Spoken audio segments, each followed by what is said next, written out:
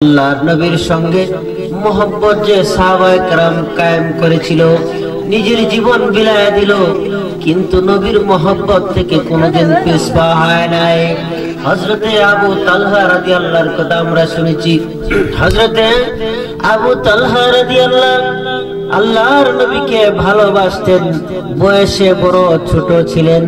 ছোট থাকার কারণে ছোট ছোট মানুষরা কিন্তু ছোট বাচ্চারা আব্বাকে চুমো খায়, আম্মাকে চুমো খায়। হযরতে আবু তালহা রাদিয়াল্লাহু নবীজির ঘাড়ে এসে চুমো খায়, পিঠের মধ্যে চুমো দেয়। আল্লাহর নবী জিজ্ঞাসা করে, ও আবু তালহা, তুমি কেন এমন করতেছো? আবু তালহা বলল, নবী গো, আমি আপনাকে ভালোবাসি। কোন সুবহানাল্লাহ। আল্লাহর রাসূল সাল্লাল্লাহু আলাইহি ওয়াসাল্লাম ফরমান, ও আবু তালহা, তুমি সত্যি যদি আমাকে ভালোবাসো, তাইলে তো আমার একটা কথা, তুমি যদি তোমার মায়ের মাথা কেটে আমার সামনে এসে রাখতে পারো, তাইলে আমি বুঝবো তুমি দুনিয়ার সবার চেয়ে আমাকে বেশি ভালোবাসো। কোন সুবহানাল্লাহ। এমনি ভাবে হযরতে আবু তালহা যখন এই ফরমায়েশ শুনলো, সঙ্গে সঙ্গে তলোয়ার নিয়ে বাড়ির দিকে দৌড়ানো হয়ে গেল। কোন সুবহানাল্লাহ। আল্লাহর নবী ডাক দিয়ে বলে, ও আবু তালহা, থামো রে থামো, আমি তোমাকে পরীক্ষা করতেছিলাম, এখন আমি বুঝতে পেরেছি সত্যি তুমি আমাকে ভালোবাসো। মায়ের মাথা কেটে আমাকে আর পরিচয় দিতে হবে না। কোন সুবহানাল্লাহ।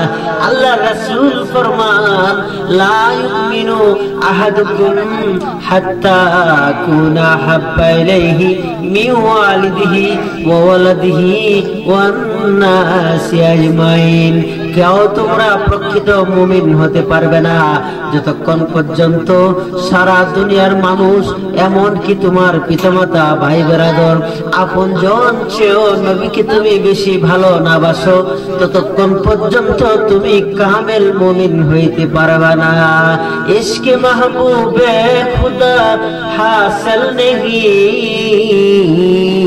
लाखों मुमीन हो मगर ईमान में कामिल नहीं। इश्क महबूब खुदा जिस दिल में हासिल नहीं, लाखों मुमीन हो मगर ईमान में कामिल नहीं। लाखों मुमीन हो मगर ईमान में कामिल नहीं। লক্ষ মুমিন তুমি দাবি করো, কিন্তু নবীজির ইশক তোমার অন্তরে নাই, তুমি কোনদিন কামেল মুমিন হতে পারবে না। কন্যা সুবহানাল্লাহ। এমনি করে হযরতে আবু তালহা রাদিয়াল্লাহু কুবানগর নামক এলাকায় মসজিদে ইমামতি করতেন। হযরতে আবু তালহা রাদিয়াল্লাহর স্বাস্থ্য শরীর খারাপ হয়ে গেল। মৃত্যুর সময় যখন ঘনায় আসলো, আল্লাহর রাসূল সাল্লাল্লাহু আলাইহি ওয়াসাল্লাম আবু তালহাকে দেখতে গেলেন। যা দেখেন আবু তালহার অবস্থা বড় ভালো নয়। দেখেই বুঝতে পারছেন আবু তালহার যে হালাত, সে আর বেশি দিন বাঁচবে না। চক্ষুগুলি ভেতরের দিকে চলে গেছে। আল্লাহর নবী আবু তালহার ভাইকে ডেকে এনে বললেন, আমার আবু তালহা, মুহাব্বতের আবু তালহা, সে যদি কোনো কারণে ইন্তিকাল হয়ে যায়, তোমরা আমাকে সংবাদ দিও, আমি আবু তালহার জানাজা আর গোসল দিব। কোন সুবহানাল্লাহ। হযরতে আবু তালহা কে এই অবস্থায় দেখে আল্লাহর নবী মক্কায় চলে গেলেন, মদিনায় চলে গেলেন। যাওয়ার পরের দিন হযরত